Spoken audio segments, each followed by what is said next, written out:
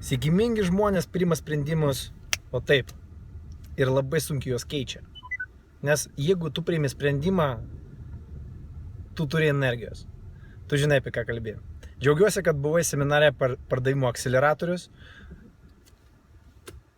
Palikai savo elektroninį paštą ir nori dalyvauti Galingas startas seminare.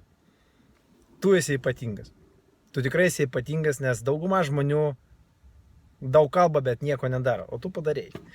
Tai aš tau už tai, kaip ir žadėjau, persiųsiu video apie baimių įveikimą. Vadinasi Unleash Power Within. Tai yra išlaisvink savyje vidinę galią.